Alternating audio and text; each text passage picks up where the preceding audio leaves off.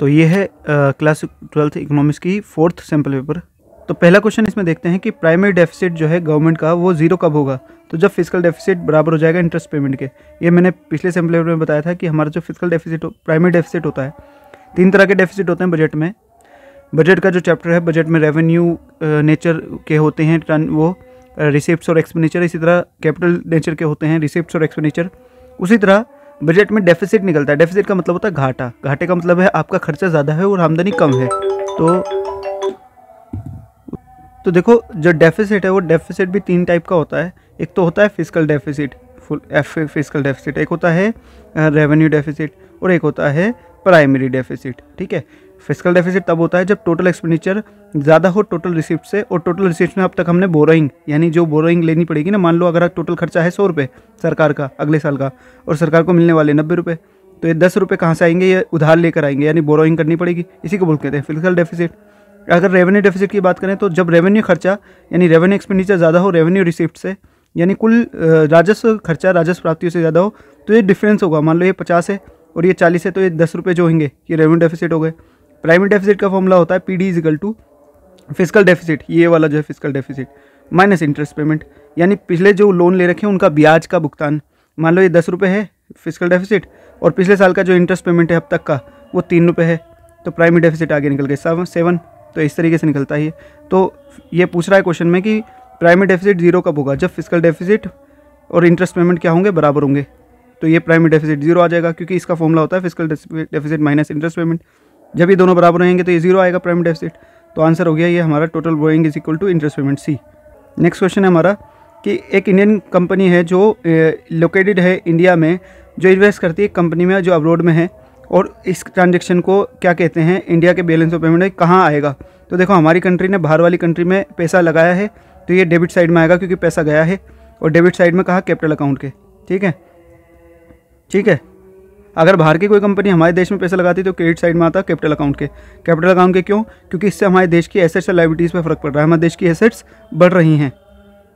अगला सवाल है हमारा कि सेंट्रल बैंक जो है वो अपनी क्रेडिट इंक्रीज़ करता है, अवेलेबिलिटी देश में क्रेडिट की कैपेसिटी या अवेलेबिलिटी कैसे बढ़ाता है, रेपो रेट को बढ़ाकर या रिवर्स रेपो रेट को बढ़ा के, या गवर्नमेंट सिक्योरिटीज़ को खरीद के या बेचकर। तो देखो जैसे मैंने पिछली वीडियोस में और मनी बैंकिंग वाली वीडियो में भी समझाया है, फिर भी मैं दोबारा समझा रहा हूँ कि जो हमारी RBI होता है वो इकोनॉमी में क्रेडिट क्रिएशन को कंट्रोल करता है, या मॉनेटरी पॉलिसी के थ्रू इकोनॉमी में स्टेबिलिटी और मतलब क्रेडिट क्रिएशन को कंट्रोल करता है। तो उसके कुछ टूल्स हैं, एक होती है क्वांटिटेटिव पॉलिसी, मॉनेटरी पॉलिसी के क्वांटिटेटिव टूल्स, और एक होते हैं क्वालिटेटिव टूल्स, हिंदी में मात्रात्मक उपाय और गुणात्मक उपाय। मात्रात्मक उपाय यानी क्वांटिटेटिव पॉलिसी जो होती है उसमें आते हैं repo rate, reverse repo rate, bank rate, CRR, SLR, open market operation. इसमें आते हैं मार्जिन रिक्वायरमेंट, क्वालिटेटिव वाले में मार्जिन रिक्वायरमेंट, क्रेडिट रेशनिंग और मोरल सुएशन और डायरेक्ट इम्पैक्ट। तो इसमें जो ये रेपो रेट और रिवर्स रेपो रेट है ये बैंक रेट है। देखो जब भी अर्थव्यवस्था में महंगाई होगी, इन्फ्लेशन होगा, तो RBI चाहेगा कि किसी भी तरह इन्फ्लेशन कम हो, यानी लोगों के पास पैसा ज़्यादा है, मनी फ्लो अर्थव्यवस्था में ज़्यादा है, वो कम हो। तो RBI क्या करेगा, इन रेपो रेट को, रिवर्स रेपो रेट को, बैंक रेट को, CRR, SLR इन सबको बढ़ा देगा, इंक्रीज़ करेगा। इनके इंक्रीज़ करने से क्या होगा, जैसे कि रेपो रेट का मतलब होता है कि जो RBI कमर्शियल बैंक्स को लोन दे रहा है। अब जाहिर सी बात है जब RBI कमर्शियल बैंक्स को लोन देना महंगा कर देगा, यानी ब्याज दर बढ़ा देगा, रेपो दर हो गई, बैंक रेट हो गई, जिस पे लोन दे रहा है, तो कमर्शियल बैंक आगे अपना जो ब्याज दर ले रहे हैं लोन के लिए उसको बढ़ा देंगे। तो अर्थव्यवस्था में जो लोन की डिमांड है वो कम हो जाएगी, तो अर्थव्यवस्था में जो क्रेडिट क्रिएशन है या मनी फ्लो है वो घट जाएगा, और इन्फ्लेशन की समस्या को हल किया जा सकेगा। तो अब क्वेश्चन ये है कि सेंट्रल बैंक यानी RBI क्रेडिट की अवेलेबिलिटी यानी कैपेसिटी, या अवेलेबिलिटी क्रेडिट की यानी पैसा ज़्यादा कैसे हो, तो उसको अगर करना है तो वो इन सबको घटाएगा, रेपो रेट को घटाएगा, रिवर्स रेपो रेट को घटाएगा, और गवर्नमेंट सिक्योरिटीज़ को क्या करेगा, वो बाय करेगा अगर उसे क्या करना है, अगर अर्थव्यवस्था में पैसा बढ़ाना है। लेकिन अगर इस क्वेश्चन क्या कह रहा है कि कैसे, वो क्वेश्चन कह रहा है कि अवेलेबिलिटी बढ़ानी है, अगर घटानी है तो ये करना पड़ेगा, रिवर्स रेपो बढ़ाएगा, रिवर्स ये बढ़ाएगा और गवर्नमेंट सिक्योरिटीज़ को खरीदेगा, है ना, बेचेगा अगर अर्थव्यवस्था में पैसे को घटाना है। तो अगर क्वेश्चन कह रहा है कि अवेलेबिलिटी कैसे बढ़ाई जाए, तो बाइंग करेगा। देखो मानो लोग हैं, ऐसे समझो कि लोग हैं, लोगों के पास पैसा है, बहुत पैसा है, तो अगर आरबीआई चाहता है कि इनका पैसा कम हो जाए, वो आरबीआई के पास आ जाए, तो आरबीआई क्या करेगा, वो बॉन्ड्स लेके जाएगा और इनसे कहेगा ये खरीद लो, यानी आरबीआई ये सेल करेगा बॉन्ड्स को। तो सेल करेगा तो इनके पास पैसा क्या हो जाएगा, कम हो जाएगा। तो सेलिंग करने से लोगों का पैसा कम हो जाएगा। अगर आरबीआई चाहता है कि अवेलेबिलिटी बढ़ जाए तो क्या करेगा, आरबीआई इन लोगों के पास जाएगा, इनसे परचेज़ कर लेगा, बाय कर लेगा इनसे गवर्नमेंट सिक्योरिटी, इनके बॉन्ड्स ले लेगा, इनको उसके बदले में मनी दे देगा, पैसा दे देगा, जिससे अवेलेबिलिटी यानी क्रेडिट की अवेलेबिलिटी बढ़ेगी, इकोनॉमी में पैसा बढ़ेगा, क्रेडिट फ्लो बढ़ेगा, मनी फ्लो बढ़ेगा, तो ये सब होगा और डिप्रेशन रिसेशन जैसी समस्या को हल किया जा सकेगा। अगला क्वेश्चन है हमारा कि अगर यूएस डॉलर का जो $1 का प्राइस है 70 रुपये से 60 हो जाए, यानी एक्सचेंज रेट क्या हो गया हमारा, फॉल कर गया, लेकिन रुपये की वैल्यू 70 से 60 रुपये देना पड़ रहा है, पहले 70 रुपये देना पड़ रहा था पर डॉलर, अब 60, यानी वैल्यू ऑफ रुपये क्या हो गई, वैल्यू ऑफ रुपये तो बढ़ गई, यानी हमारी करेंसी की वैल्यू क्या हो गई, एप्रिशिएट हो गई, एप्रिसिएशन बोलते हैं इसे, तो बी आंसर है। अगला क्वेश्चन देखो कि डिमोनेटाइजेशन जो है उससे क्या हुआ था, गवर्नमेंट ने क्या क्यों लिया था, करप्शन खत्म करने के लिए, ब्लैक मनी खत्म करने के लिए, टेररिज्म और फेक करेंसी खत्म करने के लिए, बिल्कुल ठीक है, ट्रू है। और स्टेटमेंट 2 कह रही है कि डिमोनेटाइजेशन जो पॉलिसी थी उससे इंडिया करप्शन फ्री हो गया और जो ब्राइब लेने वाले थे लोग थे वो करप्शन प्रैक्टिसेस में थे वो बहुत मुश्किल हो गया। अब दूसरी स्टेटमेंट कह रही है कि विल हेल्प, ऐसा होगा, डिमोनेटाइजेशन की वजह से ऐसा होगा कि करप्शन फ्री हो जाएगा और ये करप्शन खत्म होगा और ये ब्राइब लेना मुश्किल होगा। तो बहुत स्टेटमेंट्स आर ट्रू। अगला क्वेश्चन देखो एक बार कि when commercial banks need more funds in order to be able create more credit they may go to the market for such funds or go to the central bank. Central bank provides them funds through various instruments. This role of RBI, that of being ready to lend to all banks at all times, is an important function of central bank and due to this central bank is said to be. देखो समझ आ गया होगा कि commercial banks कब जब funds की ज़रूरत होती है तो या तो मार्केट में जाते हैं या आरबीआई के पास जाते हैं। तो आरबीआई के पास जब भी वो ज़रूरत के लिए जाते हैं लोन लेने के लिए, तो इसका ये जो फंक्शन है आरबीआई का, ये क्या कहलाता है, तो ये कहलाता है लेंडर ऑफ लास्ट रिजोर्ट, अंतिम ऋणदाता के रूप में कार्य करता है। जब भी कोई बैंक फंसता है उसको ज़रूरत पड़ती है लोन की, या कभी भी एंड में जब ज़रूरत पड़ेगी तो आरबीआई ही उनको लोन देता है, उनको बचाता है। तो इसे बोलते हैं लेंडर ऑफ लास्ट रिजोर्ट, अंतिम ऋणदाता एक तरह से, मतलब क्या कहेंगे उसको, गॉडफादर कह दो। अगला क्वेश्चन है under which system the exchange rates are determined by the market forces of demand and supply, however deliberate efforts are made by the competent authority to keep the exchange rate with in the specific range. देखो मैंने बताया था foreign exchange वाले chapter में, आप पिछले sample paper देख लो, उसमें भी समझा रखा है और वीडियो भी देख लो, फॉरेन एक्सचेंज के ऊपर है, समझ आ जाएगा। फिर भी हम ब्रीफ में बता देता हूँ। देखो एक्सचेंज रेट दो टाइप के होते हैं, फिक्स एक्सचेंज रेट और फ्लेक्सिबल। फिक्स एक्सचेंज रेट होता है जिसमें गवर्नमेंट खुद फिक्स करती है कि हम $1 के बदले कितने रुपए देंगे, लेकिन अब वो ज़माना गया जब गवर्नमेंट फिक्स किया करती थी। अब एक्सचेंज रेट डिटरमिन होता है डिमांड और सप्लाई से, जहाँ डिमांड ऑफ फॉरेन करेंसी और सप्लाई ऑफ फॉरेन करेंसी एक दूसरे के बराबर होती है, वो एक्सचेंज रेट डिटरमिन हो जाता है। मान लो 70 रुपये पर डॉलर चल रहा है, $1 के बदले 70 रुपये देने पड़ेंगे। अब अगर डिमांड सप्लाई में जो भी कुछ होगा तो एक्सचेंज रेट बढ़ जाएगा। लेकिन क्या है, अगर मान लो फॉरेन करेंसी की हमने बहुत ज़्यादा डिमांड कर दी, डिमांड का राइट इन शिफ्ट हो जाएगा, जिसकी वजह से एक्सचेंज रेट बढ़ता चला जाएगा 70 से 80, 90, 100। लेकिन ये तो बहुत बुरी सिचुएशन है कि एक्सचेंज रेट बहुत ज़्यादा बढ़ जाएगा, हमारे आउट ऑफ कंट्रोल हो जाएगा। तो हर कोई सेंट्रल अथॉरिटी या फिर हर देश का सेंट्रल बैंक, जैसे इंडिया का आरबीआई, ये कोशिश करता है कि वो एक स्पेसिफिक रेंज में रहे, एक स्पेसिफिक, मान लो 70 से 80 तो चलाया, 80 से ज़्यादा ऊपर ना जाए, या 60 तक आ जाए, 60 से नहीं।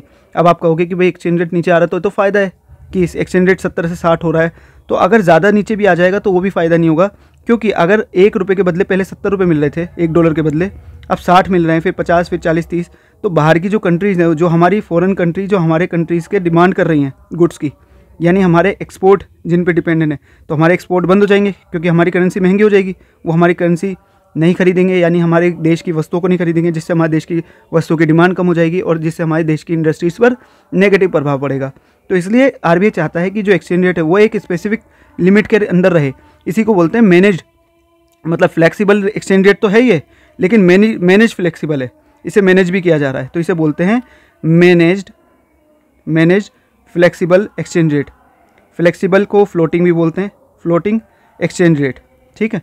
तो देखो इसमें ऑप्शन कौन सा है, तो ये सी है, मैनेज फ्लोटिंग एक्सचेंज रेट।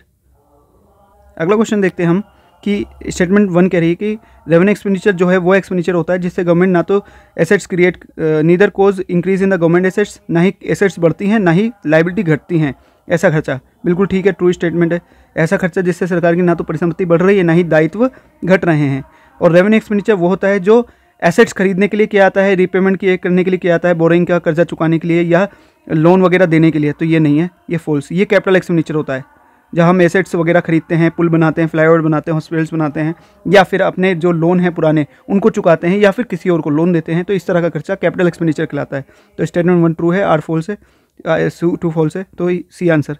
अगला क्वेश्चन एक बार देखते हैं कि मिस्टर रविंद्र हैं, इकोनॉमिक्स टीचर हैं, एक्सप्लेनिंग कर रहे हैं बैलेंस ऑफ पेमेंट को बच्चों को। तो he was explaining that the BOP of a country is a systematic record of all economic transaction between its residents and resident of foreign countries. मतलब BOP जो होता है, बैलेंस ऑफ पेमेंट, मैंने पिछली वीडियोज़ में बताया है, बैलेंस ऑफ पेमेंट की वीडियो में सैम्पल पेपर में भी देख लेना, और वीडियो भी पढ़िए चैप्टर की एक्सप्लेन करते हुए। तो बैलेंस ऑफ पेमेंट क्या होता है, हमारे देश की जो इंटरनेशनल ट्रांजेक्शन्स जितनी भी हो रही हैं, जो गुड्स बिक रही हैं, इंपोर्ट एक्सपोर्ट हो रहा है, जितना भी कैपिटल ट्रांजेक्शंस हो रहा है, डोनेशंस मिल रही है, सब कुछ बैलेंस ऑफ पेमेंट में रिकॉर्ड किया जाता है। तो बैलेंस ऑफ पेमेंट एक सिस्टमेटिक रिकॉर्ड है जो डबल एंट्री पर सिस्टम पर बेस है, यानी 2 तरह की 2 एंट्रीज होंगी हर ट्रांजेक्शन की, जैसे अकाउंट में होती हैं। तो एक सिस्टमेटिक रिकॉर्ड है सभी ट्रांजेक्शन का, जो एक कंट्री के रेजिडेंट्स, वो सरकार या निवासी, और बाहर की कंट्रीज़ के बीच में हो रही है, मतलब हमारे देश से रेस्ट ऑफ वर्ल्ड। ठीक है, तो यहाँ पर ये here economic transaction includes, economic transactions कौन कौन सी हैं, export and import of goods, बिल्कुल ठीक, export and import of services, बिल्कुल ठीक, यूनिलेटरल और अनरिक्वेस्टेड ट्रांसफर्स, बिल्कुल ठीक, foreign investment to from abroad, मतलब ये सारी ही ट्रांजेक्शन्स हमारी जो है उसमें इंक्लूड होती हैं। तो आंसर हो गया हमारा 1st, 2nd, 3rd, 4th, तो आंसर हो गया सी, 9th का। अगला क्वेश्चन देखते हैं हम कि percentage of demand deposits which the commercial bank are legally required to maintain as their liquid assets. जो एक परसेंटेज होता है, हर कमर्शियल बैंक को क्या करना पड़ता है, अपने पास लिक्विड के फॉर्म में, यानी कैश की फॉर्म में, एक तरह से समझ लो लिक्विड फॉर्म में रखना पड़ता है। उसे क्या बोलते हैं, तो उसे बोलते हैं स्टैट्यूटरी लिक्विडिटी रेशियो, यानी वैधानिक तरलता अनुपात। यह वह मिनिमम अमाउंट है जो हर कमर्शियल बैंक को अपने पास लिक्विड फॉर्म में रखना होता है, ये RBI डिसाइड करता है। अगला क्वेश्चन है हमारा कि इनमें से कौन सा positive impact inward looking trade strategy का नहीं है डोमेस्टिक इंडस्ट्री पर। तो देखो इनवर्ड लुकिंग स्ट्रेटजी क्या है, देखो आज़ादी के बाद 1947 के बाद और 1991 से पहले हमने ये देखा था कि हमें फॉरेन करेंसी की बहुत ज़रूरत कभी भी पड़ सकती है, इसलिए हम इंपोर्ट को सब्स्टिट्यूशन करेंगे। इंपोर्ट सब्स्टिट्यूशन का मतलब है जो चीज़ें हम बाहर से इंपोर्ट कर रहे हैं उनकी कोशिश करेंगे कि उसका डोमेस्टिक प्रोडक्शन कर सकें, डोमेस्टिक प्रोडक्शन। ऐसा क्यों, ताकि हमें जो फॉरेन करेंसी है उसकी ज़्यादा ज़रूरत ना पड़े और हम फॉरेन करेंसी को और नेसेसरी चीज़ों के लिए बचा सकें, फॉरेन करेंसीज को, फॉरेन रिजर्व्स को। ठीक है, तो अब सवाल ये है कि इससे क्या नहीं होगा, तो पहले देख लेते हैं क्या क्या होगा। इससे हेल्प होगी फॉरेन करेंसी को बचाने में, ठीक है, और इससे it created a protect market, इससे हमारी मार्केट भी प्रोटेक्ट होगी, और इससे हमारी इनएफिशिएंट पब्लिक मोनोपोलीज भी बढ़ेंगी, और इससे क्या होगा, एक स्ट्रॉन्ग इंडस्ट्रियल बेस बनेगा in our country which directly. सवाल ये था कि क्या पॉजिटिव रिफ्लेक्ट नहीं है, तो ये देखो पहला है इससे हमारी फॉरेन रिजर्व्स बचेंगे, फॉरेन करेंसी बचेगी, इससे हमारी जो डोमेस्टिक प्रोड्यूस गुड्स हैं उसको मार्केट मिलेगी, हमारी जो इंडस्ट्री बेस बनेगा, हमारी इंडस्ट्रीज़ को ना बाहर वाली कंट्री से हम थोड़ा प्रोटेक्ट रखेंगे, या मतलब उनको मौका देंगे वो प्रोडक्शन करने का, तो उन बिल्ड होंगी वो। लेकिन इसका एक नुकसान ये होता है, इसका नेगेटिव इम्पैक्ट होता है, पॉजिटिव नहीं होता, कि हमारे देश में इनएफिशिएंट जो कंपनीज़ या फैक्ट्रीज़ हैं वो बढ़ जाती हैं। क्यों, क्योंकि हम बाहर वालों को पर टैरिफ लगा रहे हैं और यहाँ वालों को मौका दे रहे हैं, लेकिन यहाँ वाली जो कंपनीज़ हैं वो कंपटीशन तो उन्हें मिलेगा नहीं, टैरिफ लगा दिया हमने बाहर वाली कंट्रीज़ पर, तो उनको इस वजह से इनएफिशिएंसी हो जाती है हमारे देश में, हमारे देश की कंपनीज़ में अकुशलता हो जाती है। अगला क्वेश्चन है हमारा कि इनमें से which of the following economist ने पर कैपिटा इनकम निकाली थी कॉलोनियल पीरियड में, विलियम डिग्बी, फिनिश राज, दादा भाई नेरोजी, या सब ने। तो आंसर है कि इन सब ने, विलियम डिग्बी, फिनिश राज और दादा भाई नेरोजी, इन सब ने नेशनल इनकम और पर कैपिटा इनकम निकालने का प्रयास किया था कॉलोनियल पीरियड यानी ड्यूरिंग ब्रिटिश काल। अगला सवाल देखते हैं कि ग्रीन रेवोल्यूशन जो है वो रिलेट करता है किससे, मॉडर्न टेक्नोलॉजी है, बेटर इरिगेशन फैसिलिटीज़ है, HYV सीड्स है। तेरह का आंसर है डी। तो ग्रीन रेवोल्यूशन इन सबसे रिलेटेड है कि फैसिलिटीज़, HYV सीड्स यूज़ किया है, मॉडर्न टेक्नोलॉजी है और ये सब है, जिसकी वजह से व्हीट एंड राइस में और कुछ स्पेसिफिक राज्यों में उत्पादन में, प्रोडक्शन में क्रॉप के बहुत ज़्यादा चमत्कारी वृद्धि हुई, जो कि 1966 में स्टार्ट हुआ था। अगला देखते हैं कि हमारा पहली स्टेटमेंट कह रही है कि based on the new official poverty line in 2011-12 ये डेटा रिलीज़ हुआ था पॉवर्टी का, उसमें पॉवर्टी रेट जो था इंडिया में वो 21.9% था, यानी 21.9% लोग गरीब हैं भारत में। ठीक है, स्टेटमेंट 2 की ये ट्रू है स्टेटमेंट, और स्टेटमेंट 2 कह रही है कि इन इंडिया पॉवर्टी लाइन जो फिक्स की गई है based on private consumption expenditure, we consider not only food items but non food item as well.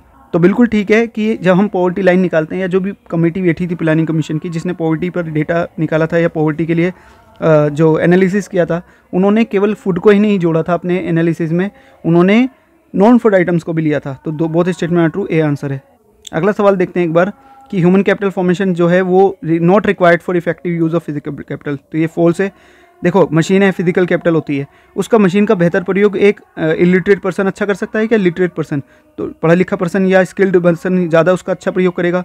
तो एक मशीन का इफेक्टिव यूज़ करना है तो ह्यूमन कैपिटल फॉर्मेशन जो है रिक्वायर्ड है, तो ये फॉल्स हो गई। दूसरी स्टेटमेंट बोल रही है कि एजुकेशन में, हेल्थ में, जॉब ट्रेनिंग में और माइग्रेशन में इन्वेस्टमेंट करने से ह्यूमन कैपिटल फॉर्मेशन बढ़ता है और जिससे एफिशिएंसी बढ़ती है ह्यूमन रिसोर्स की, तो बिल्कुल ठीक है। अगर हम एजुकेशन में, हेल्थ में और स्किल में, ट्रेनिंग में पैसा खर्च करेंगे और माइग्रेशन पे लगाएंगे, तो या हमारे देश से माइग्रेशन, मान लो अर्बन रूरल एरिया से अर्बन एरिया में माइग्रेशन होता है, उससे ह्यूमन कैपिटल फॉर्मेशन होता है, बढ़ता है। तो सेकंड स्टेटमेंट ट्रू है, तो 15 का आंसर हो गया D, second statement true, first false. Next question देखते हैं कि भाई legally stipulated maximum size beyond which no individual farmer can hold any land, एक लिमिटेड, एक मैक्सिमम वो लिमिट सेट कर दी, मान लो इससे ज़्यादा कोई भी लैंड नहीं रख सकता। ये आज़ादी के बाद हुआ था, जब ज़मींदारों के पास ज़्यादा लैंड थी तो कानून बनाया गया कि लैंड सीलिंग की गई। लैंड सीलिंग का मतलब होता है कि मैक्सिमम लिमिट्स निर्धारित कर दी कि इससे ज़्यादा कोई भी लैंड नहीं रखेगा, तो उसे बोला जाता है लैंड सीलिंग, है ना। नेक्स्ट क्वेश्चन देखते हैं कि इसमें बोल रहा है कि करेक्ट पेयर चूज़ करना है, तो एनआरआई डिपॉजिट्स जो होता है वो पार्ट होता है करंट अकाउंट का, तो ये ठीक है। यूनिलैटरल ट्रांसफर देखते हैं एक बार, दूसरा देखते हैं, पहले आगे देखेंगे। यूनिलैटरल ट्रांसफर है एक्सेस ऑफ इंपोर्ट एक्सपोर्ट और गुड्स होता ही नहीं है यूनिलैटरल ट्रांसफर में, ये भी गलत। Trade surplus are part of capital account, ये भी गलत। ये बैलेंस ऑफ ट्रेड तो करंट अकाउंट होता है, मतलब गुड्स का इंपोर्ट एक्सपोर्ट होता है केवल। बोरोइंग का मतलब है recorded as positive in the balance of payment, positive का मतलब होता है क्रेडिट साइड में, कैपिटल अकाउंट के क्रेडिट साइड में, यानी रिसिप्ट्स में, रिसिप्ट साइड में रिकॉर्ड होता है कैपिटल अकाउंट के। तो ये है हमारा करेक्ट पॉइंट। और जो है ना एनआरआई डिपॉजिट्स जो होते हैं वो कैपिटल अकाउंट में शामिल होते हैं। यूनिलैटरल ट्रांसफ़र का मतलब होता है डोनेशन है, एक तरफा जो गिफ्ट ट्रांसफ़र से हुआ है वो करंट अकाउंट में आता है और वो गुड्स से रिलेटेड तो होता ही नहीं है। ट्रेड सरप्लस का मतलब वही है कि जब हमारे एक्सपोर्ट ऑफ गुड्स, केवल गुड्स की बात है, ट्रेड सरप्लस में एक्सपोर्ट ऑफ गुड्स ज़्यादा हो इंपोर्ट ऑफ गुड्स, ठीक है।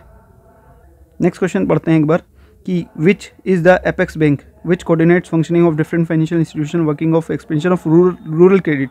जब गांव के यानी ग्रामीण क्षेत्र के क्रेडिट के लिए कोई एपेक्स इंस्टीट्यूशन है तो वो है NABARD, national bank for agriculture and rural development, जो कि 1982 में इस्टेब्लिश हुआ था, जो सभी रूरल क्रेडिट एक्टिविटीज़ को रेगुलेट करता है और उनके लिए जितने भी कमर्शियल ये बैंक्स या रूरल एरिया में जो इंस्टीट्यूशन काम कर रहे हैं उनको लोन भी देता है। नेक्स्ट क्वेश्चन देखते हैं हमारा कि इन ए गवर्नमेंट बजट रेवेन्यू डेफिसिट है 50 करोड़, यानी रेवेन्यू एक्सपेंडिचर ज़्यादा है रेवेन्यू रिसिप्ट से कितना, 50, इन दोनों का डिफरेंस है 50।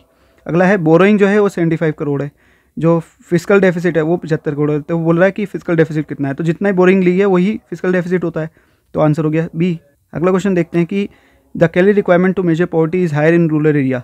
गांव के इलाकों में जो पॉवर्टी निकालने के लिए जो कैलोरी रिक्वायरमेंट है वो 2400 रखी गई है और शहरों में 2100 पर डे की कैलोरी रिक्वायरमेंट। तो गांव में ज़्यादा क्यों रखी गई है, बिकॉज क्योंकि वो वो एंजॉय ज़्यादा करते नहीं, क्योंकि एक्सपेंसिव है फूड नहीं, क्योंकि वो मेंटल वर्क में रहते नहीं, क्योंकि गांव के इलाकों में पीपल इंगेज होते हैं फिजिकल लेवल यानी शारीरिक कार्यों में ज़्यादा लगते हैं, इसलिए ज़्यादा रखी गई है कैलोरी। अगला क्वेश्चन एक बार देखते हैं कि अगर total deposits created by commercial bank 10,000 crore है, अगर जो total deposits created commercial bank ने 10,000 कर दिया है और LRR जो है वो 40% है, तो आपको पता होगा क्रेडिट क्रिएशन का फॉर्मूला क्या होता है। क्रेडिट क्रिएशन वाला वीडियो मैंने बना रखी है, उसमें देख लेना। क्रेडिट क्रिएशन का फॉर्मूला होता है 1/LRR इंटू प्राइमरी डिपॉजिट, ये फॉर्मूला होता है। और ये बता रखा है कि टोटल क्रेडिट क्रिएशन कितना करा है, 10,000 का कर दिया है, 10,000 करोड़ है, हम 10,000 मान लेते हैं, और जो वो LRR है वो 40% है, तो 40 का परसेंट हटाने के लिए ऊपर 100 लगा देंगे। तो वो पूछ रहा है कि प्राइमरी डिपॉजिट या इनिशियल डिपॉजिट बताओ, ठीक है, वो पूछ रहा है कि प्राइमरी डिपॉजिट बताओ। तो इसको अगर हम 0 से 0 काट देंगे, ये 4 को हम 2 दूनी 4, 2 पंजे 10, इस 2 को यहाँ ले आके मल्टीप्लाई 20,000 और 20,000 इजिकल टू 5 और यहाँ पे इंटू प्राइमरी डिपॉजिट, इसे यहाँ से नीचे ला के काटेंगे 5, तो ये कितना हो जाएगा, 5 चौक 20, 4,000। तो प्राइमरी डिपॉजिट आ गया 4,000, सी आंसर हो गया। अगर ज़्यादा समझना है तो एक वीडियो है बैंकिंग की, उसमें देख लेना क्रेडिट क्रिएशन का फॉर्मूला और वो सब। अगला है कि व्हाट वाज द मोटिव, क्या मोटिव है डी इंडस्ट्रियलाइजेशन का, जो ब्रिटिशर्स ने हमारे देश में आके डी इंडस्ट्रियलाइजेशन किया। देखो डी इंडस्ट्रियलाइजेशन का मतलब होता है इंडस्ट्रियलाइजेशन, औद्योगिकरण का मतलब होता है जब औद्योगिकरण को बढ़ावा दिया जाता है, यानी ज़्यादा इंडस्ट्रीज लगाई जाती हैं, जैसे अंग्रेज़ों ने अपने देशों में किया। और डी इंडस्ट्रियलाइजेशन का मतलब होता है जब औद्योगिकरण को ख़त्म किया जाता है, यानी मशीन मतलब फैक्ट्रीज वगैरह उनको ख़त्म किया जाता है किसी भी पॉलिसी के तहत। तो हमारे देश में अंग्रेज़ों ने क्या करा, डी इंडस्ट्रियलाइजेशन किया। अब वो डी इंडस्ट्रियलाइजेशन जो किया था उसका मोटिव क्या था, उद्देश्य क्या था? क्या उसका उद्देश्य फर्स्ट ये था कि वो रॉ मटेरियल लेना चाहते थे सस्ते रेटों पर? क्या उसका उद्देश्य ये था कि वो अपनी फिनिश गुड्स या मैन्युफैक्चर गुड्स को महंगे दामों पर बेचना चाहते थे? या दोनों आंसर? तो सी आंसर है बोथ ऑफ दी अबव। वो कच्चा माल खरीदना चाहते थे और पक्का माल यहाँ पर बेचना चाहते थे। अगला क्वेश्चन है कि स्टेटमेंट फर्स्ट पढ़ते हैं कि फर्स्ट 7 5-year प्लान्स में ट्रेड जो है वो कॉमनली इंपोर्ट सब्स्टिट्यूशन यानी इनवर्ड लुकिंग ट्रेड स्ट्रेटजी पर बेस्ड था। तो बिल्कुल ठीक है कि शुरुआत के जो 7 प्लान थे 1991 तक, वो तब तक हमने यही सोचा कि हम इंपोर्ट सब्स्टिट्यूशन की पॉलिसी अपनाते हैं। इंपोर्ट सब्स्टिट्यूशन जैसे मैंने बताया था कि जो भी चीज़ हम इंपोर्ट कर रहे हैं उसको सब्स्टिट्यूट करके यहीं पे उगाया जाए, उसको प्रोड्यूस किया जाए। इसी को बोलते हैं इनवर्ड लुकिंग ट्रेड स्ट्रेटजी, यानी आंतरिक अंदर की तरफ देखना। और दूसरा पॉइंट बोल रहा है कि इंपोर्ट जो है वो प्रोटेक्ट किए गए बाय टैरिफ और कोटा, यानी हमने इंपोर्ट महंगे कर दिए। कैसे महंगे कर दिए कि उन पे टैरिफ लगा दिया, रिस्ट्रिक्शंस लगा दी, कोटा लगा दी कि भाई इससे ज़्यादा क्वांटिटी नहीं खरीद सकते, इसे बोलते हैं कोटा। और टैरिफ का मतलब उस पर टैक्स लगा दिया, मतलब 100 रुपये की चीज़ पे 200% टैक्स लगा दिया, वो 300 रुपये की हो गई। तो अपने आप हमारी डोमेस्टिक इंडस्ट्री प्रोटेक्ट हो जाएगी। बाहर वाले लोग इंपोर्ट करेंगे ही नहीं, मतलब बाहर से लोग इंपोर्ट करेंगे ही नहीं, और जब इंपोर्ट नहीं करेंगे तो डोमेस्टिक प्रोड्यूसर से खरीदना पड़ेगा। तो अपने आप वो चीज़ प्रोड्यूस करनी पड़ेगी डोमेस्टिक मार्केट में। ठीक है, तो answer both statements are true. अब देखो आंसर तो ये होना चाहिए, बट आंसर दे रखा है आंसर की में डी। तो सेकंड स्टेटमेंट ट्रू है और फर्स्ट फॉल्स है, ये दे रखा है। आप अपनी राय बताना और एक बार इसको देखते हैं, फिर कमेंट में बताना, फिर डिस्कस करते हैं। अगला क्वेश्चन है कि ऑक्यूपेशनल स्ट्रक्चर, यानी जो प्राइमरी सेक्टर में कितने लोग लगे हुए हैं, सेकेंडरी में कितने लगे हुए हैं, टर्शरी में कितने लगे हुए हैं, कॉलोनियल पीरियड में was completely different from the present system. आज की डेट से बिल्कुल अलग था। क्यों? तो पहला दे रखा है कि there were hardly any service sector in the colonial period और regional variations were not visible in the colonial era. मतलब रीजनल मतलब जो अलग अलग राज्यों की वो वेरिएशंस थी। तीसरा एग्रीकल्चर सेक्टर जो है वो सबसे ज़्यादा शेयर था उसका वर्कफोर्स में। तो आंसर है इसका डी। फर्स्ट एंड सेकंड तो ट्रू है कि हार्ड सर्विस सेक्टर इतना बड़ा नहीं था उस वक्त और ज़्यादातर एग्रीकल्चर में लगे हुए थे, लेकिन रीजनल वेरिएशंस विजिबल नहीं थी, ये गलत है। ठीक है, अगला क्वेश्चन देखते हैं कि अजर्शन दे रखी है कि रेंट जो रिसीव करती है एक Indian real estate company from Google, तो वो कहाँ जाएगी? क्रेडिट साइड में जाएगी कैपिटल अकाउंट के? तो नहीं। अगर आपको रेंट मिला है, यानी आपने अपने कोई सर्विस दी है, यानी आपने अपनी ज़मीन दी है किराए पे और उसका रेंट मिला है आपको, तो ये जाएगी क्रेडिट साइड में, क्योंकि पैसा मिला है। तो क्रेडिट साइड कहाँ पे? करंट अकाउंट के, क्योंकि करंट अकाउंट में आपने सर्विसेज दी है ना अपनी, तो करंट अकाउंट के क्रेडिट साइड में जाएगा। रीज़न दे रखा है क्योंकि, रीज़न देखते हैं कि क्योंकि कैपिटल अकाउंट जो है वो रिकॉर्ड करता है all those transaction between residents of a country and rest of world which causes a change in assets and liabilities of the country और रेजिडेंट्स ऑफ द कंट्री। तो ठीक है, कैपिटल अकाउंट वो ट्रांजेक्शन को record करता है जिससे assets and liabilities में चेंजेस आते हैं। तो सेकंड स्टेटमेंट भी ट्रू है और फर्स्ट स्टेटमेंट जो फॉल्स है। तो आंसर हो गया डी। अगला क्वेश्चन देखो कि सप्लाई ऑफ मनी का मतलब क्या होता है? करेंसी जो लोगों के पास है, करेंसी जो आरबीआई के पास है वो नहीं, currency held by public and demand deposit with commercial banks, currency held by RBI and demand deposit नहीं। तो देखो मनी सप्लायर कौन है? आरबीआई है ना अपने देश में। उसके पास जितना भी उसके पास जो पैसा है उसको काउंट नहीं करते। हमारे पास जो फॉर्मूला है M1 का, मनी सप्लाई का, उसमें C + DD + other deposit of RBI, other deposits with RBI. ठीक है, ये फॉर्मूला होता है। तो जो करेंसी है लोगों के पास और डिमांड डिपॉजिट है कमर्शियल बैंक्स के, तो सी आंसर है फिलहाल यहाँ पर। ओडी, ये करेंसी जो आरबीआई के पास है उसको नहीं, जो ओडी अदर डिपॉजिट्स हैं कमर्शियल बैंक्स के, जो पैसा रखा हुआ है आरबीआई के पास, उसको शामिल करते हैं मनी सप्लाई में। ठीक है, मनी सप्लाई का मतलब है एक पॉइंट ऑफ टाइम पर अपने देश में कितनी करेंसी है, कितना पैसा है। ठीक है, और इसकी ज़्यादा जानकारी के लिए वो वीडियो देख लो मनी वाली। अब ये नेक्स्ट क्वेश्चन देखो एक बार कि लैंड रिफॉर्म्स जो किए गए थे इंडिया में, उसने हेल्प किया establishing relationship between farmers and the government.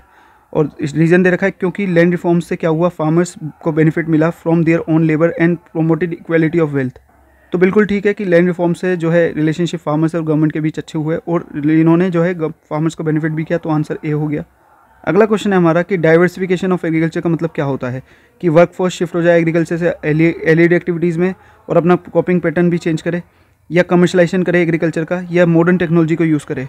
तो आंसर एक बार सोचो, पॉज करके वीडियो और आंसर है इसका ए, कि वर्कफोर्स जो है एग्रीकल्चर से हटके, मतलब एग्रीकल्चर एक्टिविटी से हटके एलिड एक्टिविटी यानी रूरल एरिया में ही जो अदर एक्टिविटीज़ हैं उनमें शामिल हो, उसी को बोलते हैं एग्रीकल्चर रूरल डाइवर्सिफिकेशन या एग्रीकल्चर डाइवर्सिफिकेशन। यानी आप जैसे खेती कर रहे हो तो खेती के अलावा एनिमल हस्बेंड्री करो, मिल्क वगैरह के वो करो, ठीक है, हॉर्टिकल्चर करो, पोल्ट्री वगैरह फार्मिंग करो, ये सब करो, तो इसी को बोलते हैं डाइवर्सिफिकेशन। अपना जो एम्प्लॉयमेंट है, वो जो ऑक्यूपेशन है उसका डाइवर्सिफाई करो, उसको वो कम्प्लीटली उस पर फार्म किसानी पे या फिर एग्रीकल्चर पे डिपेंडेंट ना हो, फार्म क्रॉप पे, ठीक है। अगला क्वेश्चन हमारा कि एक्सपेंडिचर जो है एजुकेशन पे जो हो रहा है वो सबसे अच्छा वे है to enhance and enlarge the productive workforce in the economy. तो सही बात है, एजुकेशन से जो है अपने देश में जो वर्कफोर्स है उसको वो प्रोडक्टिव हो जाएगी, ठीक है। और रीज़न उसका दे रखा है क्योंकि मॉनेटरी बेनिफिट्स जो हैं एजुकेशन के वो फार एक्सीड, वो कॉस्ट ऑफ प्रोडक्शन से, उसके कॉस्ट ऑफ एजुकेशन से ज़्यादा होते हैं। तो आंसर इसका ए है कि बोथ स्टेटमेंट्स ट्रू हैं और आर उसका रीज़न भी है। अगला क्वेश्चन है कि इसमें इनकरेक्ट पेयर चूज़ करना है। तो फूड फॉर वर्क प्रोग्राम ये 2004 में स्टार्ट हुआ था, national food for security mission, प्रधानमंत्री जन धन योजना 2010, और महात्मा गांधी मनरेगा ये एक्ट पास हुआ था 2005। तो इसका आंसर जो है ये हो सकता है ये 2000 में ही हुआ हो, ये भी। तो आंसर जो देखा है वो सी है। प्रधानमंत्री जन धन योजना हमें पता भी है 2014 में स्टार्ट हुई थी, तो आंसर सी है, ये इनकरेक्ट है। अब देखो ये वीडियो पॉज करके इसको पढ़ लो, देख लो एक बार। अब क्वेश्चन पढ़ते हैं कि on the basis of given diagram identify करो कि दैट ड्यूरिंग 1993 टू 2004-5 कौन सा which social group in urban area experience higher reduction in poverty. तो इसका आंसर है ए, शेड्यूल कास्ट। एक्सप्लेन करने की जरूरत नहीं, डायग्राम देख लेना। शेड्यूल कास्ट में जो रिडक्शन हुआ है अर्बन एरिया में वो ज़्यादा हुआ है पॉवर्टी में। अगला क्वेश्चन देखते हैं कि what were the causes of higher infant mortality rate during the British period.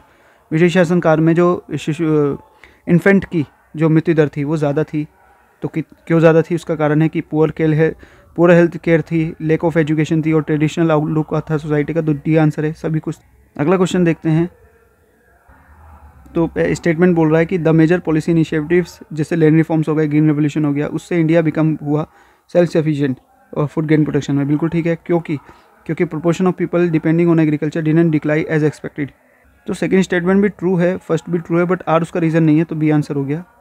अगला क्वेश्चन देखते हैं कि स्टेटमेंट कह रही है कि रूरल डेवलपमेंट जो है वो एक्शन प्लान है for complete and comprehensive development of rural area. क्योंकि दूसरी स्टेटमेंट बोल रही है कि national bank for agriculture and rural development यानी नाबार्ड जो सेटअप हुआ था वो कोऑर्डिनेट और एक्टिविटीज़ के लिए, इंस्टीट्यूशन के लिए, रूरल फार्मिंग फाइनेंशियल सिस्टम के लिए। बिल्कुल ठीक है, सेकंड स्टेटमेंट ट्रू है। और फर्स्ट स्टेटमेंट भी ट्रू है कि रूरल डेवलपमेंट एक्शन प्लान है कॉम्प्रहेंसिव और पूरी तरह से डेवलपमेंट के लिए, रूरल एरिया के लिए, कंप्लीट के लिए। तो वो स्टेटमेंट्स आर ट्रू।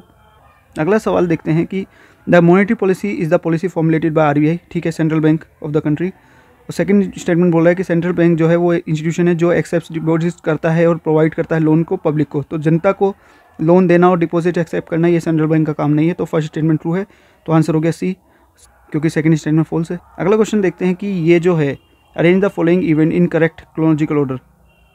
तो देखो ये तो पता ही है आपको, एलपीजी पॉलिसी 1991, प्लानिंग कमीशन जो है वो आया 1950, जीएसटी जो आया वो 2017, 1 जुलाई 2017, और डब्ल्यूटीओ बना 1995 में। अब खुद अरेंज कर लेना जो भी है।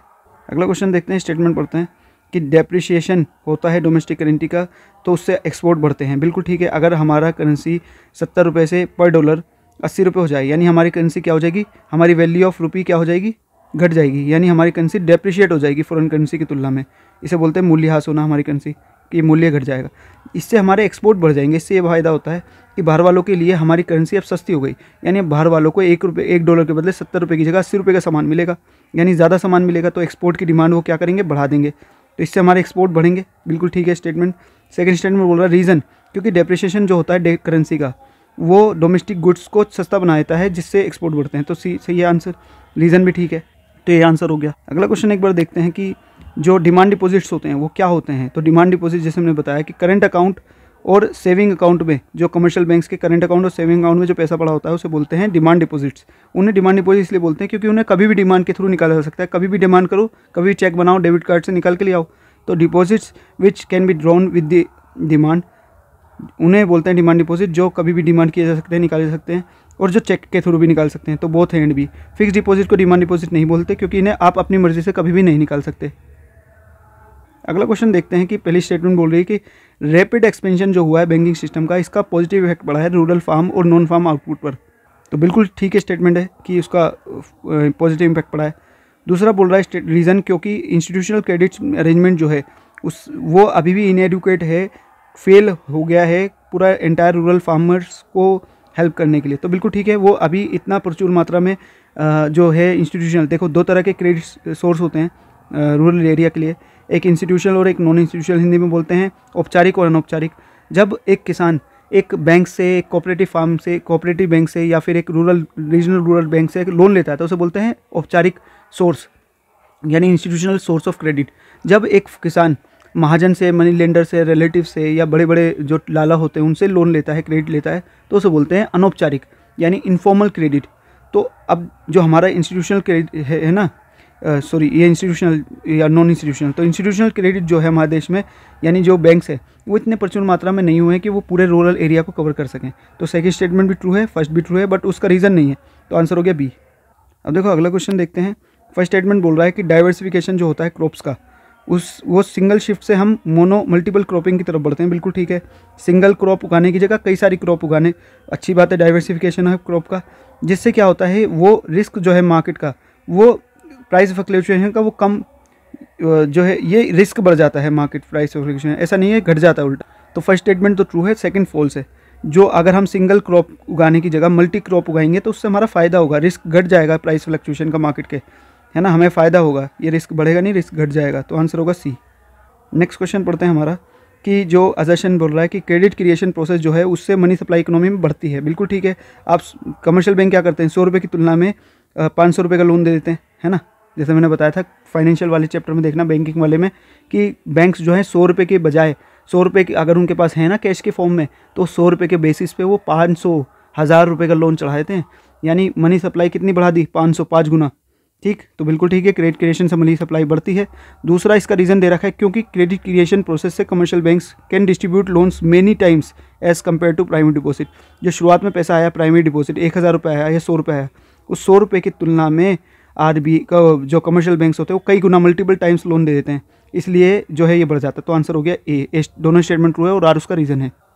ठीक है, अब ये टेबल जो है एक बार इसे देख लो। क्वेश्चन पढ़ते हैं कि what was the percentage change in adult literacy rate male in the year 2017-18 as compare to the year 1990। Question एक बार दोबारा देख लेते हैं। What was the percentage change कितना हुआ एडल्ट लिटरेसी रेट में 2017-18 से लेके इस बीच में, तो वो आंसर है 32.5। एक बार खुद भी कैलकुलेट करके देख लेना, जो आपकी है 2017-18 की उसमें से माइनस कर देना 1990 वाली। अगला क्वेश्चन हम देखते हैं कि a new business venture start हुआ है, intends to spend huge amount towards expenditure on migration. एक बिजनेस वेंचर है जो माइग्रेशन पे खर्चा कर रहा है उस अपने वर्कर्स पे, उन्हें काम पे लगाने से पहले। It exhibits right step in the direction of human capital formation. ये अच्छा स्टेप है ह्यूमन कैपिटल फॉर्मेशन के लिए। सपोर्ट करो जिससे जो नहीं करता कंट्रीब्यूट्स किसमें, ह्यूमन कैपिटल फॉर्मेशन में, यानी उन्हें ढूंढ लेते हैं जो ह्यूमन कैपिटल फॉर्मेशन में ऐड कंट्रीब्यूट करता है, तो जो नहीं है वो फाइंड आउट हो जाएगा खुद ही। तो इससे क्या ह्यूमन कैपिटल फॉर्मेशन स्किल्स से बढ़ेगी, बिल्कुल बढ़ेगी। इंप्रूव एफिशिएंसी होगी, बिल्कुल होगी। आउटपुट प्रोडक्टिविटी बढ़ेगी, बिल्कुल बढ़ेगी। जेंडर इक्विटी का लेना देना नहीं है इससे, तो यही ऑर्डर लिख रहा है, यही आंसर है। देखो अगला क्वेश्चन देखो कि अगर बैलेंस ऑफ ट्रेड है जो है 400 करोड़ है, बैलेंस ऑफ ट्रेड का मतलब क्या होता है, is equal to export of goods minus import of good. ठीक है, और इसकी पूरा मैंने एक्सप्लेनेशन ना बैलेंस ऑफ पेमेंट वाले में करा रखी है। अब मैं यहाँ पर पूरा करंट अकाउंट और सब कुछ बताऊंगा तो वो बहुत बड़ी वीडियो बन जाएगी, अभी भी 33 मिनट्स की हो चुकी है। तो एक्सपोर्ट ऑफ गुड्स, तो एक्सपोर्ट ऑफ गुड्स कितना है हमें दे नहीं रखा, इंपोर्ट दे रखा है 1100 और गुड्स का एक्सपोर्ट नहीं दे रखा, मान लो इसे एक्स मान लो, और बैलेंस ये डेफिसिट दे रखा है -400, घाटा दे रखा है। तो ये इधर जाके प्लस का हो जाएगा, 1100 में से 400 जाएंगे तो कितना बचेगा, ये बचेगा हमारा 700। तो आंसर आ गया 700, सी आंसर है।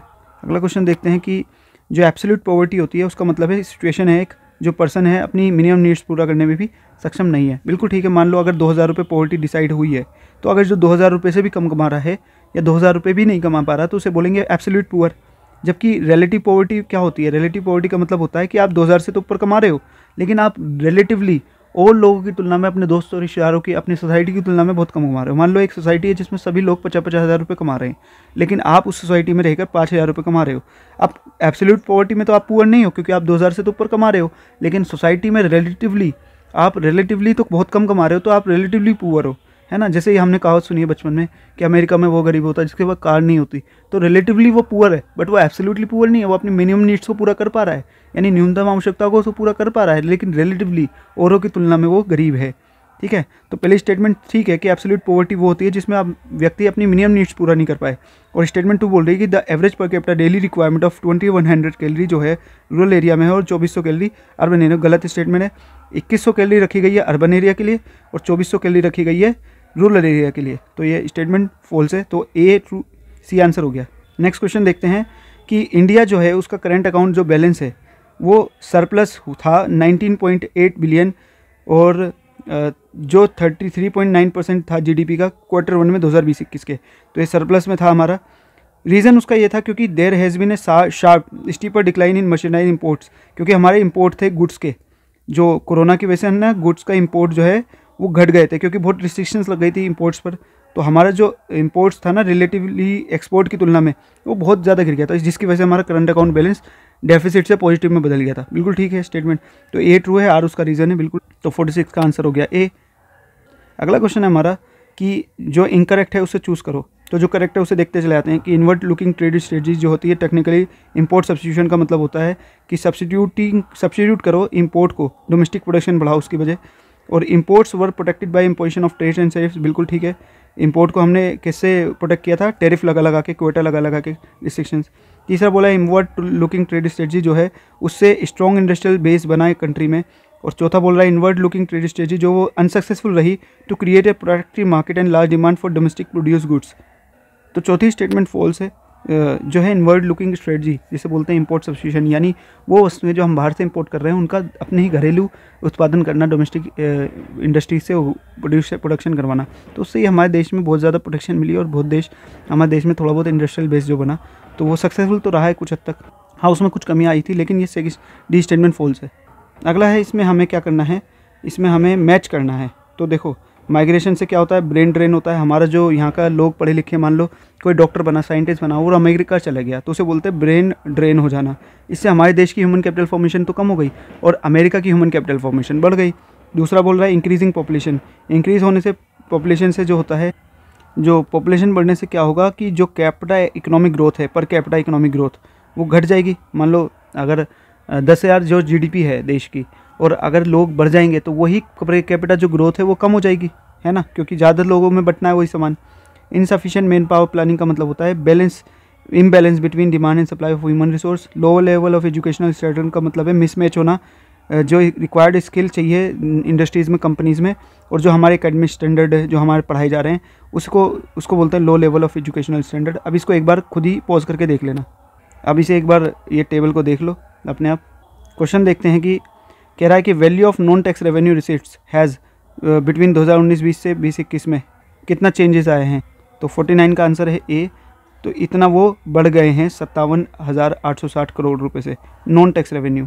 बजट वाले चैप्टर में बताया कि tax revenue non tax revenue क्या होता है। एक्चुअल जो है वो बजट एस्टीमेट जो एक्चुअल लगाए गए थे और एस्टीमेट्स लगाए गए, तो उसमें कितना चेंजेस आया है। नेक्स्ट क्वेश्चन है कि what will be the value of physical deficit 2021-22 में, बजट एस्टीमेट में फिजिकल डेफिसिट क्या है, तो आंसर है बी 15,06,812 करोड़। इसको देख लेना एक बार, देखो ये है 15,06,812 करोड़, ये बजट एस्टीमेट। ये हमारा बोरोइंग करनी पड़ रही है, और बोरोइंग का मतलब ये होता है हमारा जो फिजिकल डेफिसिट है 2021-22 का, ये दे रखा है। अगला क्वेश्चन देखो कि इनकरेक्ट ढूंढना है इसमें प्राइमरी डेफिसिट का फॉर्मूला। तो ये फिजिकल डेफिसिट में से इंटरेस्ट पेमेंट माइनस करो, ये तो ठीक है, और बोरोइंग और माइनस इंटरेस्ट पेमेंट, क्योंकि बोरोइंग का मतलब ही फिजिकल डेफिसिट होता है, ये भी ठीक है। टोटल एक्सपेंडिचर में से माइनस करो total receipts other than borrowings, क्योंकि हमारा ये फिजिकल डेफिसिट का फॉर्मूला होता है ये वाला कि total expenditure minus total receipts, और इसमें से टोटल रिसिप्ट्स में ना वो नहीं होना चाहिए बोरोइंग। मान लो ये 100 है तो ये 90, अभी 10 रुपये इसमें बोरोइंग शामिल नहीं किए, ठीक, तो ये भी ठीक है। इसमें से इंटरेस्ट पेमेंट माइनस कर देंगे तो प्राइमरी डेफिसिट का फॉर्मूला है, तो डी इसका आंसर नहीं है, तो आंसर है डी। अगला क्वेश्चन क्या बोल रहा है कि इनकरेक्ट ढूंढना है कि जीरो प्राइमरी डेफिसिट का मतलब होता है इंटरेस्ट पेमेंट जो है पिछले लोन पर जो चल रही है उसने गवर्नमेंट को बोरो करने पर मजबूर किया है। बिल्कुल ठीक है, क्योंकि देखो प्राइमरी डेफिसिट का फॉर्मूला क्या है, physical deficit minus interest payment. अब अगर ये दोनों बराबर हो जाएंगे, मान लो ये 10 है फिजिकल डेफिसिट, तो ब्याज का भुगतान भी 10 है, तो जीरो आ जाएगा प्राइमरी डेफिसिट, है ना। और ये जीरो का मतलब है कि ये दोनों बराबर है, यानी पिछले लोन के जो ब्याज है उसी की वजह से हमारा जो है प्राइमरी फिजिकल डेफिसिट बना है, राजकोषीय घाटा बना है। दूसरा स्टेटमेंट बोल रहा है कि फिजिकल डेफिसिट जो है वो बोरोइंग शो करता है, सरकार को जो लोन लेना पड़ेगा, बोरोइंग रिक्वायरमेंट। तीसरा बोल रहा है कि फिजिकल डेफिसिट जो है वो सम है, टोटल है प्राइमरी डेफिसिट और इंटरेस्ट पेमेंट का। ठीक है, प्राइमरी डेफिसिट का फॉर्मूला क्या होता है, physical deficit minus interest payment. और अगर हम फिजिकल डेफिसिट को इधर ले आएँ तो ये प्राइमरी डेफिसिट प्लस बन जाएगा इंटरेस्ट पेमेंट, तो इन दोनों का सम बन जाएगा फिजिकल डेफिसिट। तो बिल्कुल तीनों स्टेटमेंट ठीक है। चौथी statement zero primary deficit indicates zero physical deficit, ये गलत है, तो यही आंसर है। अगला क्वेश्चन देखते हैं कि एक स्टेटमेंट देखिए कि रेवेन्यू और कैपिटल रिसीट्स जो होती है ना वो are increasing but borrowing and other liabilities are reducing. ये क्या मतलब है? अच्छा, ये टेबल के हिसाब से बता रहा है कि रेवेन्यू और रिसीट्स और कैपिटल रिसीट्स गिर रही हैं जबकि बोरिंग और अदर लाइबिलिटीज बढ़ रही हैं। ठीक है, और स्टेटमेंट 2 बोल रहा है कि grants in aid for creation of capital assets and increase from 2019। Table के हिसाब से जो ग्रांट्स मिली है कैपिटल एसेट्स के लिए वो भी बढ़ी है, तो वो स्टेटमेंट्स ट्रू हैं टेबल के हिसाब से। अगला क्वेश्चन देखो कि भाई जो which of the following is not the example, तो क्या एग्जाम्पल है नॉन टैक्स रेवेन्यू का? तो नॉन टैक्स रेवेन्यू वो होता है जो टैक्स के अलावा सरकार को अन्य सोर्सेज या स्रोतों से मिलता है, जैसे फीस, पेनल्टी फीस वगैरह और एस्टेट नीलामी वगैरह, स्पेशल असेसमेंट वगैरह। जीएसटी नहीं है, जीएसटी में तो टैक्स रेवेन्यू हो गया ना, तो आंसर भी। अगला क्वेश्चन है केस बेस, तो ये पूरा आर्टिकल जो है वो वीडियो पोस्ट करके पढ़ लो, देख लो इसे एक बार। क्वेश्चन देख लेते हैं कि पीवी नरसिम्हा राव जो थे उन्होंने अनाउंस की थी series of reforms for to free market which among the following was the not the prime part of economic reforms 1991। तो 1991 के जो इकोनॉमिक रिफॉर्म्स हुए थे उसका क्या उसका पार्ट नहीं थे। टैक्स रिफॉर्म किए गए थे, फॉरेन एक्सचेंज रिफॉर्म्स किए गए थे, फिजिकल रिफॉर्म्स किए गए थे, लैंड रिफॉर्म्स ये तो पहले कर दिए गए थे। लैंड रिफॉर्म्स तो 1947 के बाद, यानी बिचौलियों को हटा देना, लैंड सीलिंग करना, लैंड कंसोलिडेशन यानी चकबंदी कर देना, ये सब तो एग्रीकल्चर रिफॉर्म्स पहले कर दिए गए थे, तो बाकी थे, ये नहीं था, तो आंसर है। अगला क्वेश्चन देखते हैं कि स्टेटमेंट 1 कह रही है कि न्यू इकोनॉमिक पॉलिसीज जो है उसका मकसद था इकोनॉमिक विंग्स को बढ़ाना कंट्री के। बिल्कुल ठीक। स्टेटमेंट 2 बोल रही है कि न्यू इकोनॉमिक पॉलिसी जिसे एलपीजी भी बोलते हैं, हाँ तो एलपीजी मॉडल भी बोलते हैं, तो वो स्टेटमेंट्स आर ट्रू। अगला क्वेश्चन है हमारा कि स्टेटमेंट 1 बोल रही है कि इंडिया ने बहुत ही ग्रेव फिजिकल और बैलेंस ऑफ पेमेंट क्राइसिस को फेस किया था 1990 में। जाहिर सी बात है कि हमने एलपीजी वाले चैप्टर में पढ़ा है कि जब हमारे देश को एलपीजी रिफॉर्म्स इसीलिए अपनाने पड़े, न्यू इकोनॉमिक रिफॉर्म्स, क्योंकि हमारे जो फिजिकल डेफिसिट था यानी राजकोषीय घाटा यानी राजा का घाटा यानी सरकार का घाटा बहुत ज़्यादा बढ़ गया था, और बैलेंस ऑफ पेमेंट भी बहुत ज़्यादा डेफिसिट में चल रहा था यानी घाटे में चल रहा था, यानी इंपोर्ट बहुत ज़्यादा था, इंपोर्ट बिल, एक्सपोर्ट बहुत कम थे। और उसका रीज़न ये था कि गवर्नमेंट ने, इंडिया ने अनाउंस की series of reforms to overcome the crisis. अब देखो ये रीज़न तो लिखा हुआ है लेकिन ये तो इसका देयरफॉर हुआ ना कि ये था इसलिए सरकार ने ये किया, तो आंसर वैसे ए दे रखा है आंसर की में, बट मेरे हिसाब से बी होना चाहिए आंसर, क्योंकि ये रीज़न नहीं, इसका कॉन्सिक्वेंस परिणाम है, फिर भी ए आंसर दे रखा है। देख लेना, डिस्कस कर लेना कमेंट में। अगला क्वेश्चन देखते हैं कि जो फिगर्स हैं उसमें लिबरलाइजेशन का has been a runaway success, इनमें से कौन सा उसके रिगार्डिंग ट्रू नहीं है? तो जीडीपी जो है इसकी वजह से बढ़ी 6 लाख करोड़ से 20 लाख 200 लाख करोड़, और फॉरेन इन्वेस्टमेंट हमारे देश में लिबरलाइजेशन की वजह से बढ़ी, हमारे देश में बहुत ज़्यादा फॉरेन इन्वेस्टमेंट आई। हमारे यहाँ जो है सक्सेसिव गवर्नमेंट्स ने लिटरली रिफॉर्म्स को फॉलो किया। सी जो है growth of job creation in non farm sector has increase, ये गलत है। नॉन फार्म सेक्टर में ज़्यादातर हमारी इतना ज़्यादा जॉब क्रिएशन नहीं हुआ फ्रॉम प्री रिफॉर्म पीरियड। अगला क्वेश्चन देखते हैं कि स्टेटमेंट में बोल रही है कि after 1991 Indian economy has become more vibrant. बिल्कुल ठीक है, पहले की तुलना में तो मोर वाइब्रेंट हुई है। स्टेटमेंट बोल रही है कि overall level of economic activity जो है हैज़ ट्रेंडेड अप, बढ़ चुका है, as indicated by GDP growth post LPG policies के बाद the growth of GDP shot up as to high 8% per annum. हाँ 8% ग्रोथ गई है, तो वो स्टेटमेंट तो 59 का हो गया आंसर ए।